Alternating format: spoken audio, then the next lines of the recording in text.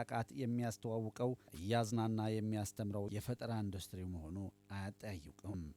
በዚህ ዘርፍ የሚፈጥሩ አእምሮዎች ተፈላስፈው የሚሰሩ እጆች ታትረው አዳዲስ ነገሮች የሚያስመለክቱበት ነው።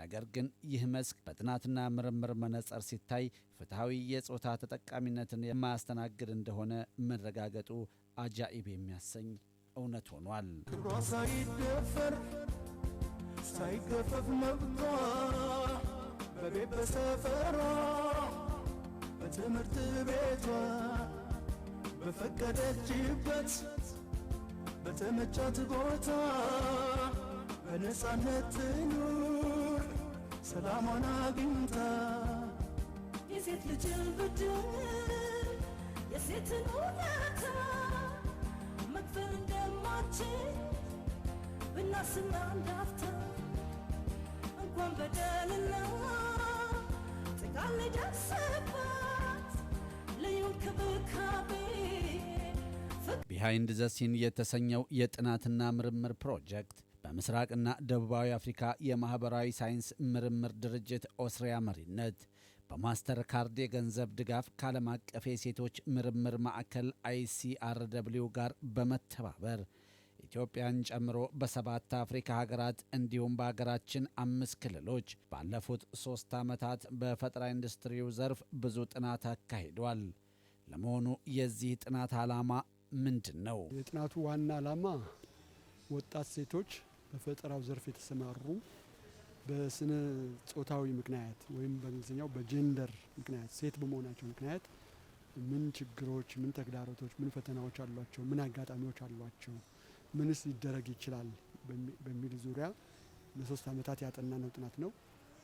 ሐዋሳ፣ ሲዳማ ክልል፣ ወልቂጤ፣ ማዕከላዊ ኢትዮጵያ ክልል፣ አዲስ አበባ፣ አማራ ክልል ባህር ዳር እንዲሁም ኦሮሚያ ደግሞ አዳማ ብዙ ሰዎችን ያሳተፈ ወደ 500 የሚጠጉ ሰዎችን ያሳተፈ አሃዛዊም ያልሆነ መረጃ ሰብስበን ተንትነን አሳትመን በፊልምም በዶክመንተሪም ሁሉ አዘጋጅተን አሁን ለባለድርሻ አካላት ለማስተዋወቅ ነው እዚህ የተገኘ ነው።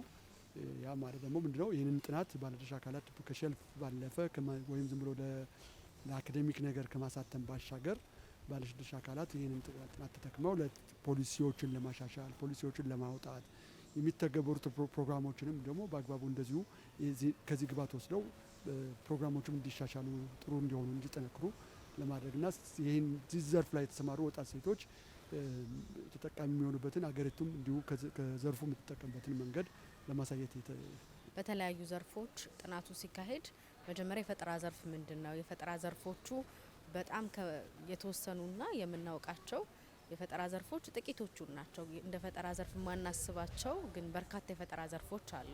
እነሱን ከመለየት ነበር የተጀመረው ጥናቱ። ከዛ እነዚህ ከተለዩ በኋላ ደግሞ እያንዳንዱ የፈጠራ ሙያ ብለን የምናስባቸው ለምሳሌ ከምግብ ሙያ ጀምሮ እስከ ትልልቅ ሁሉንም አይነት የፈጠራ ዘርፎች ላይ ምን አይነት ነው የሴቶች አስተዋጽኦ ተጽዕኖ የሚገባቸው ቦታ ላይ ይገኛሉ የሚሉትን ነው ጥናቱ ለመለየት የሞከረው። በዚህ ውስጥም የተገኙት መረጃዎች አብዛኞቹ ተሳትፏቸው የሴቶች እንዳለ ሆኖ ወይም እንቅስቃሴ በፈጠራው ዘርፍ ውስጥ እያደረጉ ቢገኝም ግን ጥናቱ የሚያመላክተው የሚገባቸውን ያህል የኢኮኖሚ ተጠቃሚነት የስልጣኖችን ወይም ቦታዎችን በኃላፊነት መምራት ላይ ትልቅ ክፍተት አለ። ሆኖም ግን በዛም ሁኔታ ውስጥ ሆነው ጥናቱ ላይ እንደሚያሳየው ከሙያ ውስጥ የመቆየት ሙያው ላይ ረጅም ጊዜን የማሳለፍ ፍላጎት ያላቸው የፈጠራ ዘርፍ ሙያተኞች እንዳሉ ነው ጥናቱ ላይ የተመላከተው። እንግዲህ ይሄ ጥናት ዋና አስፈላጊነቱ ምንድነው? በፈጠራ ስራ ውስጥ የሴቶች ተሳትፎ ምን ያህል ነው? ተጠቃሚነታቸውስ ምን ይመስላል? ምን ችግሮች አጋጠሟቸው የሚል የዳታ ክፍተት ስላለ ነውና ሪሰርች ደግሞ እንደሚታወቀው መረጃን በማመንጨት ያን መረጃ ለፖሊሲ ግብዓት መፍትሄ ለመውሰድ የሚጠቅም ፋይዳ ስላለው ያንን ጋፕ ለመድፈን ነውና ያንን ክፍተት ለመድፈን ያህል ነው ጥናቱ ያስፈለገው። በጥናቱ የፈጠራ ሙያው ሁለንተናዊ ጠቀሜታ አሁን የደረሰበት ደረጃና ከጾታ ፍትሐዊነት አንጻር እየፈተኑት የሚገኙ ተግዳሮቶች ተተንትነው የተለዩ ሲሆን ጥናቱ ከሲዳማ ክልልና ከሐዋሳ ከተማ የተውጣጡ ባለድርሻ አካላት ባሉበት ቀርቦ ሰፊ ውይይት ተደርጎበታል። ሪል ማሪታል ስታተስ እንደ ዲስክሪሚኔሽን ሊቆጠር ይችላል። ምናልባት ምላሽ የሰጡ ሴቶች የተረዱበትን አግባብ አላቅም። ግን አንዳንዴ ማሪታል ስታተስ መጠየቁ ኃላፊነትን ከመውሰድ አንጻር ጭምር ፖዚቲቭ ነገር አይደለም ወይ ያለው የትኛውም ተቋምም በለው ማጆሪቲውን ቁጥር ወንዶች ተጠቃሚ እንዲሆኑ እያደረገ የሴቶችን ቁጥር አናሳ የሚያደርግ ከሆነ ተጠያቂነትን እያሰፈኑ ከመሄድ አንጻር በደንብ መሰራት ያለባቸው ስራዎች እንደቀሩ ነው የሚታየው። በዛው ልክ እንደ ሐዋሳና እንደ ሲዳማ ደግሞ ቅድም ከሚነሳው ባሻገር መስራት የምንችላቸው ሰፋፊ ስራዎች ስላሉ ሁላችንም የቤት ስራ መውሰድ አለብን የሚለውን መልእክት ጭምር ለማንሳት ነው። አመሰግናለሁ። በጥናቶቻችሁ ውስጥ ይሄ ሆሪዞንታል ሆስቲሊቲ የሚባለውን ነገር እንዴት አያችሁት? በተለይ በዚህ በክሬቲቭ ኢንዱስትሪ ውስጥ ሴቶች ላይ የሚያደርሷቸው ብዙ ልክ ወንዶች ሴቶች ላይ የሚያደርሱትን ያህል በደል ልንለው በምንችል ደረጃ የሚያደርሱበት አጋጣሚ ይኖራል እና ቀድመው ወደ ኢንዱስትሪው የገቡ ሴቶች ራሳቸው ሴቶች ላይ የሚያሳድሯቸው ተጽዕኖዎች ተደጋጋሚ በሚዲያም ሲነሱ ሲወሩ እንሰማለን። ቅርብ ጊዜ እንኳን በሶሻል ሚዲያ ላይ እየተናፈሱ የነበሩ መረጃዎች ሰምታችኋቸው ሊሆኑ ይችላሉ። ዲቴይሉን አላወራም። ግን እሱ ራሱ አንዱ የጀንደር ኢኒኳሊቲ ወይም ኢኒኩዊቲ መገለጫ ሊሆን አይችልም ወይ? መንግስት እንደ ፖሊሲ ግብዓት ሆኖ እንዲያገለግል ብዙ ጊዜ ሚናውን የተጫወተ ያለ ድርጅት ነው። በተደጋጋሚ 2-3 መድረኮችም እንደዚህ በጋራ ያየንበት ሁኔታ ነው አለውና በተለይ ማህበረሰብ ውስጥ የሚገኙ ችግሮች እንደዚህ በሰለጠነ መንገድ በጥናታዊ ጽሁፍ በጥናት መግለጽ ማለት ቀጣይነት ያሉ ችግሮችንም ደግሞ ለመፍታት የሚያስችል ነገር ነውና ከዚህ አንጻር መምጣቱ እኔ ደስ ብሎኛል። በጥናቱ የተጠቀሱ ችግሮች በከተማና በገጠር ያሉ ሴቶችን በተመሳሳይነት መልኩ ይታያል ወይ የሚል ነው ያለኝ። ጀንደር ስንል የሴቶች ጉዳይ ብቻ አለመሆኑን አንዳንዶች ላይ ቅድምም አሳይተናል እኮ። ለምሳሌ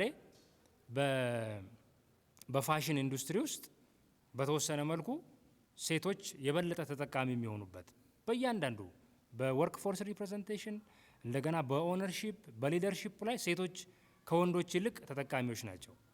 በሌሎቹ ደግሞ እንደዛው ማለት ሶ በዚህ መልክ ነው ያየ ነው። ሁለተኛ ከስርዓተ ጾታን ከሌሎቹ ቬሪየብሎች ጋር ቅድም እንዳልኩት አጣምረን ያየንበት ሁኔታ አለ። ለምሳሌ ገጠርና ከተማ መሆን፣ ሴት ሆና ከተማ ያለች ሴት የስልጠና አክሰስ ከማግኘት አንጻር ካየን ከተማ ያለች ሴት ገጠር ላይ ካለች ሴት የተሻለ አክሰስ አላት። ስለዚህ አድቫንቴጅ ናት ማለት ነው። ጨምሩበት ሴት ሆና ከተማ ተወልዳ ያደገች እንደገና ከተሻለ የሶሺዮ ኢኮኖሚክ ቤተሰብ የመጣች ሴት ዩሲ እንዲህ ሲሆን እንዲህ ኢንተርሴክት እያደረግን በደንብ አድርገን ቀምረን ነው ያየ ነው ማለት ነው። ለሰሚው ግራ እንዲሉ ማህበራዊ ስንክሳሮችን ነቅሶ በማውጣት በመፍትሄ የሚመክረን የፈጠራ ኢንዱስትሪው በተለይም የኪነ ጥበቡ ዘርፍ ራሱ ጾታዊ እኩልነትን ማስፈን አለመቻሉ ግር የሚያሰኝ ቢሆንም እውነታው ግን ይህ ነው። መጀመሪያ ማህበረሰቡ ላይ ራሱ ችግር አለ ማለት ሴት ወጣ መስራት የሆነ ቦታ መድረስ ከፍተኛ ቦታ ላይ መድረስ አብዞ በአርቲ ዙሪያ በጣም ዝቅተኛ አመለካከት ነው ያላቸው። የሆነ ድጋፍ እንኳን ፈልገ ስትሄድ የሆነ ሀሳብን ራሱ ወደ ኋላ እንድትመልስ በቃ ይሄ ነገር በቃኝ ብለ ተስፋ እንድትቆርጥ ነው የሚያደርገው። ማህበረሰቡ አልፈ ትመጣለ። ከዛ በኋላ ወደ ቢሮ ስትመጣ ደግሞ ብዙም ሀሳብን አይቀበልም። ይህንንም አልፈ ትመጣለ። ከዛ በኋላ ደግሞ ወጥተ ስታሳያቸው የምሬንን እነሱ አድርጎ ነው እውነት ሴቶች ሰርቶ ነው የሚባል ሁላ እስከዛ እስከሚደርስ ድረስ እኛ እንደሰራን ሁላ እንዳምኑ ነው የሚያደርገውና ይሄ ችግር ያጋጥመናል ማለት ነው። ዛሬ ባየሁት ብዙ ጥናቶች ላይ ብዙ ጊዜ ማስበውን ነገር ነው ዛሬ አብዛኛውን ያየሁት እና አሁን በይበልጥ ምን ተረዳሁኝ ኪነት ላይ እኛ ጋር ያለ ብቻ ይመስለኝ ነበር። እዚህ አሁን እነሱ ካላቸው አስተሳሰብ አንዳንዴ ዳንሰኛ ስትሆን ምሽት ቤት ምናምን መስራት አለ መዝናኛ ፕሮግራም አንዴ ገንዘብ ለማግኘት ባለሀብት ቤትም መጨፈር ሊኖር ይችላል፣ ቤት ማስመረቅ እና ብዙ ነገሮች አሉ። ግን ያንን ነገር አምሽተን ልንወጣ እንችላለን፣ ሰዓት እላፊ ልንመጣ እንችላለን። ቤት ያለው ነገር ስትገባም የሆነ እንደ ስራ ስለማይቀበሉት ኪነቱ የሚናገሩት ነገር አለ። ዓለማችን የፊዚክስ ሊቋን የራዲዮ አክቲቭ ፈጣሪዋን ማሪያ ኩሪን፣ የሰብአዊ እኩልነት ብርሃን ፈንጣቂዋ ሮዛ ፓርከስ፣ የአድዋው ጀግና ጣይቱ ብጡልን የመሳሰሉ ጀግኖች አፍርታለች። ብዙ ሚሊዮን ሴት ጀግኖች ከችግሮቻቸው በላይ ገዝፈው ለዓለም ለውጥ ሐዋርያ መሆን ችለዋል። ዛሬም አሉ፣ ነገም ይኖራሉ። ነገር ግን ዛሬም ድረስ ሴቶች በተዛባ የሥርዓተ ጾታ አመለካከት፣ በጎጂ ልማዳዊ ድርጊቶች በመሳሰሉ ማነቆዎች በተለይ በፈጠራ ሙያው ዘርፍ ጎልተው ሊወጡ አለመቻላቸውን ነው ቢሃይንድ ሲን በጥናት ያረጋግጫለሁ ያለው። መግባት ላይ ብዙዎች ይገባሉ፣ ግን ያንን መሰናክሎችን አልፈው ወደ ትልቅ ደረጃ መድረስ ላይ ግን የሚቀረው ክፍተት እንዳለ ነው። በተለያዩ ምክንያት ሲያገቡ ብዙዎቹ ልጅ ሲወልዱ በቃ በየመንገዱ እየተንጠባጠቡ የሚቀሩበት ሁኔታ፣ በትዳር ሲይዙ ባለቤቶቻቸው እንደዚህ በመድረክ ላይ የሚውሉ ሴቶችን ብዙ ጊዜ እንደማይፈልጉ ከኔ ወይም ከትዳር ወይም ከስራ ምረጭ አይነት ነገር እንዲህ አይነት ነገሮች ስላሉ ብዙዎቹ ሴቶች ወደ ከፍ ብለው አይሄዱም፣ ይጠባጠባሉ። ያ ብቻም አይደለም፣ በትልልቅ ኢንቨስትመንት የሚፈልጉ አመራር የሚፈልጉ ፕሮዲውሰር፣ ዳይሬክተር ወይም ትልቅ ኢንቨስትመንት የሚፈልጉ እንደ ህትመት ባሉት ላይ ብዙዎቹ ሴቶች አናይም። በወንዶች በብዙ ጊዜ የተያዘ እንደሆነ ነው አንዱ ግኝታችን። እንግዲህ በስራ ቦታ ላይ የሚያጋጥማቸው ውስብስብ ጾታዊ ትንኮሳዎች፣ ማህበረሰብ ውስጥ ደግሞ ያሉ አመለካከቶች አሉ። ሴቶችን አሳንሶ የማየት፣ ኃላፊነት ያለመስጠት፣ በሴቶች ላይ እምነት ያለማሳደር፣ እነኚህ ሁሉ ሴቶች ወደ ዘርፉ እንዳይገቡ ከዘርፉም እንዳይጠቀሙ እያደረጉ ያሉ ውስብስብ ችግሮች ናቸው ማለት ነው። ሌላው የስራ ቦታዎቻቸው ላይ የሚያጋጥማቸው ነው። ቁጥራቸው ትንሽ ቢሆንም ያሉ ሴቶች በብዛት የሚሰሩባቸው ቦታዎች ወንድ የበላይ የሆነባቸው በብዛት ወንዶች የሚቆጣጠሯቸው የስራ ቦታዎች ነውና እዛ አካባቢ ከጾታ ጋር የተገናኙ ትንኮሳዎች ያጋጥሟቸዋል። ከስራው ጋር ግንኙነት የሌላቸውን ስራዎች ያሰሯቸዋል። ከአንድ ደረጃ ወደ ሌላ ለማደግ ብዙ ፈተናዎች ያጋጥሟቸዋል። ውሳኔ ሰጪነታቸውን የማይጠይቁ ስራዎች ላይ ይሰማራሉ። ድጋፍ ሰጪ ይሆናሉ እና እንዲህ ውስብስብ የሆኑ ነገሮች ያጋጥሟቸዋል። በስራ ቦታ የሚደርሱ ጾታን መሰረት ያደረጉ በደሎች፣ የተገደቡ እድሎች፣ ማህበራዊና ባህላዊ ጫናዎች ሴቶችን በፈጠራው ዘርፍ ውጤታማ የማያደርጓቸው እንቅፋቶች በመሆናቸው ነው ድርጅቱ ትኩረት ያልተደረገበትን አቅጣጫ በማመልከት ከባለድርሻ አካላት ጋር መወያየቱ። አሁን በየጥናቱ ከተጠና በኋላ በየወርክሾፖቹም ላይ ለማድረግ የሚሞከረው ባለድርሻ አካሎች በተለይም ኃላፊነት ቦታ ላይ የተቀመጡ ሰዎች ይሄ አዌርነስ እንዲፈጠር አድርገን ጥናቱ ላይ የተፈጠሩትን ችግሮች እንዲያውቁት አድርገን ራሳቸው የኪነ ጥበብ ሙያ ላይ የተሰማሩ ሴቶችም ሌሎች አጋሮቻቸውም ወንዶችም ጥናቱ ላይ የተፈጠሩ ከጥናቱ ተነስተው ችግሮቹን እንዲያገኟቸው ነው ያደረግን ያለ ነው። ምክንያቱም አብዛኛውን ጊዜ ጥናቶቹ ይጠናሉ፣ ከዛ በኋላ ጥናቱ ይቀመጣል። ይሄኛውን ለየት የሚያደርገው ጥናቶቹን ብሪፍ ተደረጉ፣ አሁን ደግሞ ውይይቶች ይደረጋሉ። ከዛ በኋላ ራሳቸው ኃላፊነት ላይ ያሉ ባህልና ቱሪዝም፣ ኪነ ጥበብ ቦታ ላይ ያሉ ኃላፊነት ያላቸው ሰዎች እንዴት ይሄ ነገር ይቀየር የሚለውን እስከ ፖሊሲ ቅየራ ድረስ ወደ መፍትሄ እንዲመጣ ነው ለማድረግ እየተሞከረ ያለ። የወንድ የበላይነት የሚንጸባረቅበት ማህበረሰብ ውስጥ ሴቶች በዚህ በፈጠራው ዘርፍ ብቻም ሳይሆን በበርካታ ዘርፎች ላይ ከወንዶች በአንጻሩ ሲታይ የተገለሉ እና እኩል እድል ያልተሰጣቸው የህብረተሰብ ክፍል እንደሆኑ ይታወቃል። ነገር ግን ሌሎች ዘርፎች በብዛት ተዳሰዋል። ነገር ግን ይሄ የፈጠራ ዘርፉ ደግሞ አሁን እያደገ የመጣ ለብዙ ወጣቶች የስራ እድል እየፈጠረ የመጣ ለሀገራትም ቢሆን በርካታ ጂዲፒ በማመንጨት የኢኮኖሚ የጀርባ አጥንት እየሆነ የመጣ ዘርፍ ነው። ከሌሎች የዓለም ሀገራት በአንጻሩ ኢትዮጵያ ውስጥ በተለይም አፍሪካ ውስጥ ደግሞ ባሉ የተወሰኑ ሀገራት ውስጥ ባለው በጣም ውስብስብ በሆነ ጾታን መሰረት ያደረገ ጫና ምክንያት የሴት ልጆች ተጠቃሚነት በአጠቃላይ በማህበራዊና ኢኮኖሚያዊ ተሳትፎ ውስን ስለሆነ፣ ነገር ግን ያልተዳሰሰ ዘርፍ ደግሞ ይሄ የፈጠራው ዘርፍ ስለሆነ በዛ ምክንያት ነው ያልታየውን ያየ ነው ማለት ነው። በሀገራችን የሴቶችን መብትና እኩልነት ለማስከበር እንዲሁም በማህበራዊና ኢኮኖሚያዊ ፖለቲካዊ ዘርፎች ተሳትፏቸውን ለማረጋገጥ የወጡ በርካታ ህጎች፣ አዋጆች፣ ደንቦችና መመሪያዎች አሉ። ለአብነት ያህልም የአሰሪና ሰራተኛ አዋጅ ቁጥር 1156/2011 በስራ ቦታ የሚፈጸምን የጾታ ትንኮሳና ጥቃትን የሚከላከል ሲሆን በእኩል ስራ እኩል ክፍያንም እንዲከፈል ያዛል። የሲቪል ሰርቪስ አዋጆች እንዲሁም ኢትዮጵያ የተቀበለቻቸው ዓለም አቀፍ ስምምነቶች ሁሉ የሴቷን እኩልነትና ፍትሐዊ ተጠቃሚነት የሚያረጋግጡ ናቸው። በመሆኑ ዛሬም ብዙ ጥረትን የሚጠይቁ ቀሪ የቤት ስራዎች ቢኖሩም የትናንቱ ድቅድቅ ጨለማ ግን ዛሬ የለም። ሴቶችን ያላካተተ እንደዚሁም ደግሞ ሴቶችን የዘነጋ ልማት ግቡን ሊመታ እንደማይችል፣ የተሟላ እድገት ሊሆን እንደማይችል ከግምት ውስጥ በማስገባት የተለያዩ የህግ ማዕቀፎችን በማዘጋጀት ፖሊሲዎችን በማዘጋጀት የአፈጻጸም መመሪያዎችን በማዘጋጀት ሰፊ ስራዎችን እየሰራ ይገኛል። እንደ ሚኒስቴር መስሪያ ቤትም ከሚኒስቴር መስሪያ ቤት ጀምሮ በክልላችን በታችኛው መዋቅርም ጭምር በዚህ ዘርፍ ከፍተኛ ትኩረት ተሰጥቶ እየተሰራ ያለበት ሁኔታ ነው ያለው። ከዚህ አንጻር እንግዲህ ውጤቶችን በምናይበት ጊዜ ከዚህ በፊት የነበረው ቻሌንጆች ጭምር ያው ደረጃ በደረጃ ጭምር እየተፈታ ያለበት ሁኔታ ነው ያለው።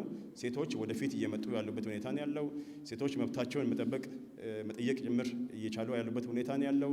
ሴቶች በፖለቲካ ጭምር ተሳትፏቸው እንደ ሀገርም ስናይ እንደ ክልላችንም ስናይ በዚህ ልክ ሴቶች ወደፊት እየመጡ ወደ አመራርነት እየመጡ ውሳኔ ሰጪ አካል እየሆኑ እየሄዱ ያሉበት ሁኔታ ነው ያለው። ከኢኮኖሚም አንጻር ሴት ኢኮኖሚ የራሷን ሀብት እያፈራች የራሷን ኢኮኖሚ እያመነጨች ያለችበት ሁኔታ ነው ያለው።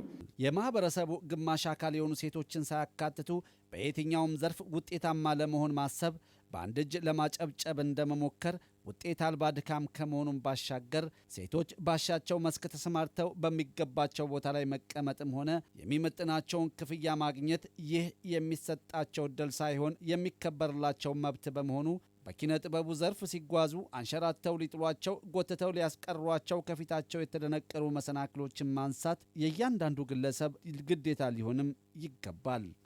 ግን ብልህ መሆን ያስፈልጋል። ጠንካራ ሴት መሆን አለበት። እንደዛ ብትሆን የትኛውም ችግር ቢመጣት ወደፊት ብቻ ነው የምትሄደው። እንደዛ ብናደርግ የተሻለ ነገር ማየት እንችላለን። ትልቅ የሆነ የአመለካከት ለውጥ ያስፈልጋል። አንደኛ የፈጠራ ዘርፉን ራሱ መረዳት ያስፈልጋል። ሴት ሆነው ደግሞ የፈጠራ ዘርፍ ውስጥ ሲገቡ የፈጠራ ሙያው ራሱ የሚፈልገው ጊዜ፣ ሁኔታ፣ ቦታ፣ ኢኮኖሚ አለ። ከዛ ደግሞ ሴትነታቸው ያንን ጫና እንዲቋቋሙ እንዲያደርጋቸው ማህበረሰቡ አመለካከቱን አስተካክሎ እነሱንም የሚያግዝ በተለይ ደግሞ ሙያው ላይ የተሰማሩ ሰዎች ሌሎችም አዘጋጆችም ወንዶችም ሴቶች ወደዚህ ሙያ ሲመጡ አካባቢውን ምቹ ማድረግ አለባቸው እና እነሱን ማበርታት አለባቸው። ይሄ ለውጥ እንዲመጣ ከተፈለገ ሁሉም ኃላፊነቱን ሊወጣ ያስፈልጋል። ሴቶች የፋይናንስ ተጠቃሚነታቸው እንዲጨምር በተለይ ባንኮች እና እነኚህ ጥቃቅንና የማይክሮ ኢንተርፕራይዞች ሴቶች የፋይናንስ አክሰስ እንዲኖራቸው በተለይ ኮላተራል ባይኖራቸውም ኮላተራል ሳያሲዙ የተሻለ የፋይናንስ አቅም እንዲኖራቸው ቢያመቻቹ ጥሩ ነው እንላለን። ከዛ ባሻገር የተወሰኑ የኮምፕሬሄንሲቭ ፖሊሲ ባይኖርም ግን እዛም እዚህም ተሸራርፈው የሚገኙ የፖሊሲ ማዕቀፎች በብዛት አሉ ማለት ይቻላል። ግን እነኚህም ፖሊሲዎች የሚመለከታቸው ባለድርሻ አካላት ከመፈጸም አንጻር ቢተባበሩ ቁርጠኛ ቢሆኑ ላለው። ከዛ ባሻገር ወርክ ፕሌስ ቫዮለንስን በተመለከተ ሴቶች በስራ ቦታቸው ላይ ባለቆቻቸው እንዲሁም በስራ ባልደረቦቻቸው የሚደርሱባቸው ጾታን መሰረት ያደረጉ ትንኮሳዎች ስላሉ ለነኚህ ደግሞ እያንዳንዱ መስሪያ ቤት ጸረ ጾታዊ ትንኮሳ ፖሊሲዎችንና የአሰራር ማዕቀፎችን መዘርጋት፣ ሪፖርቲንግ ሜካኒዝም እንዲኖርና ሴቶች ሪፖርት ሲያደርጉ ቶሎ ምላሽ መስጠት እኚህን የመሳሰሉ ስራዎች ቢሰሩ በዘርፉ ላይ ለውጥ ይመጣል ብለን እናምናለን ማለት ነው።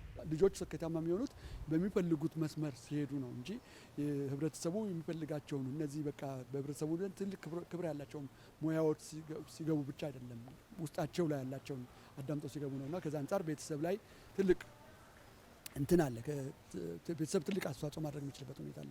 ከዛ አለፍ ሲል ደግሞ ማህበረሰቡም እንደዚሁ በዚህ ዘርፍ ያሉ ሰዎችን ማበረታታት እና ስራቸው ላይ እንዲበረቱ ሴቶች ልጆች በዚህ ሁኔታ ላይ እንዲበረቱ ከትዳሩ ጀምሮ ከብዙ ነገሩ ከትዳር አጋሮቻቸው ከቤተሰቦቻቸው ጀምሮ እንደዚሁ እና በስራ አካባቢ ደግሞ መድሎውን፣ መገለሉን፣ ትንኮሳው የሚከለክሉ ህጎች መውጣት እንዳለባቸው ነው የሚሰማን።